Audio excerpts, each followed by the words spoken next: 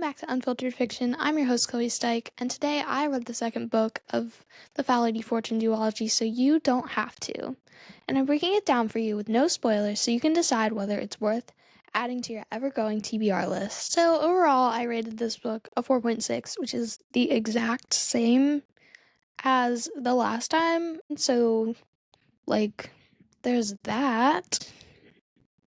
Of course, the 7 categories that we break this rating down into are not the same as last time, so it just depends what you want to get out of a book today or tomorrow or this month or however long it takes you to read a book.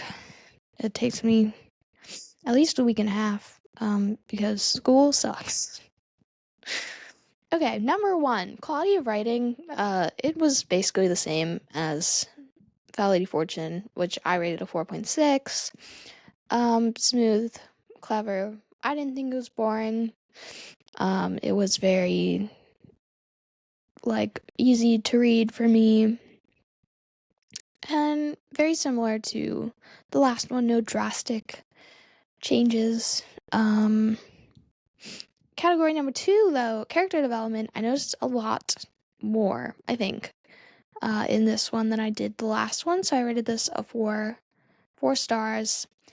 And it's not necessarily development within a character necessarily. It's more like development between characters. So no intra development, more like interdevelopment. Just like relationships building and expanding and working themselves out. There's a lot less intra character development, mostly because it all happened in the first book or the previous duology that came before this. So my third category is character strength, 4.9. We already know these characters. I wouldn't say that there are any new ones that I would have to go over, and if I do, it's in the rant. I think a lot of characters kind of left, and there were a lot fewer characters, I think, but they were much more prominent in the storyline and just more active within the plot than they might have been in the previous book. So that was nice. The characters, we already know them. We already see them, and it's just expanding on their adventure. So, point 4, plot. I rated this a 4.7. I thought it was well structured, very few plot holes. Unlike the last one, which kind of had quite a few, the more that I think about it. But I thought it was complicated and clever and just an interesting way to spend my time and brain power trying to figure it out. I thought it was a good rebound from Fality Fortune, especially with that very climactic ending there. It was a good rebound, and a lot of the time the second books aren't as good, but I thought this one was just about as equal to the first one with a lot less plot holes and confusion. Point 5, the setting. I rated this again a 4.0. Historical Easter eggs and whatnot. And the fact that this setting adds to the plot and the complexity of everything rather than takes away from it and doesn't seem necessary, because it is necessary, I feel. Just like the setting, and they travel quite a bit, so that also helps. Point 6, I rated as pace. I rated this 5 stars. I thought it was perfect. I don't think that I was ever bored. If I was ever bored, it was not for long. So that's good. The pacing, I find that she's good at pacing, and definitely learned from the last one to not go so fast at the end.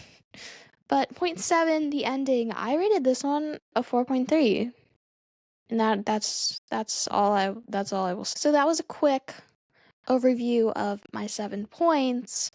Now, who would I recommend this to? I'm going to continue to say that it's in the 13 plus age range. As I said with Fality Fortune, I don't think that anything got more or less graphic than the last one, and that one wasn't graphic, so that's good. Consistency is key. Again, I would recommend this to romance readers, people interested in government agencies. I will love any book with government agencies and or spies. It just piques my interest for some reason. And like realistic fiction, I thought it was not realistic. But if you want to get out of your comfort zone and you want to explore something that's like historical, but also with like political tensions that did exist, with such a large, fantastical, more sci-fi element, I would say it's more sci-fi than fantasy. Now, the back review. I probably should have done the back review before I gave my rating, but we are all backwards today. So, winter's drawing thick in 1932 Shanghai, as is the ever nearing threat of a Japanese invasion. Rosalind Lang has suffered the worst possible fate for a nationalist spy. She has been exposed. With reporters camped outside her apartment, watching for the infamous Lady Fortune, she's barely left her bedroom in weeks, plotting her next course of action after Orion was taken and his memories of Rosalind wiped. Though their marriage might have been a sham, his absence hurts her more than any physical wound. She won't rest until she gets him back. But with her identity in the open, the task is near impossible. The only way to leave the city and rescue Orion is under the guise of a national tour. It's easy to convince her superiors that the countryside needs more unity than ever. And who better than an immortal girl to store pride and strength into the people? When the tour goes wrong, however, everything Rosalind once knew is thrown up in the air. When she takes refuge outside Shanghai, old ghosts come into the open, and adversaries turn into allies. To save Orion, they must find a cure for his mother's traitorous invention and take this dangerous chemical weapon away before the impending foreign invasion. But the clock is ticking, and if Rosalind fails, it's not only Orion she loses, but her nation itself. Problems with this? None, really. I thought it was pretty accurate compared to the other one. Like, the other one was so vague. Granted, I had like 2 things that I pointed out, but like that's still a lot for like 3 paragraphs of explanation. I wouldn't say that anything is wrong with this. I think it's pretty accurate. Okay, prominent themes that I found within this book. True love. True love was a very, I think, big part of this, and on several different levels, in different ways, such as like siblingship. Like siblings are so important when you get older and you are away from each other, because you'll always have that connection. But not when you're a kid. Like me, I could not despise my brother more currently. His only purpose is to annoy me. But siblings are important. Siblings are such a blessing in disguise. And they're might be disguised for a long time, but you know, they eventually reveal themselves. eventually.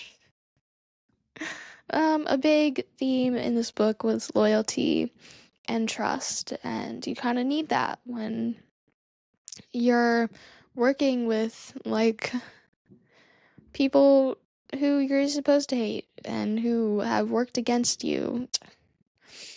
Another prominent theme that I found was finding one's true self. I can't really go into much depth about that one without spoilers, but I thought that was a very prominent theme if you want to explore that aspect of the world and literature.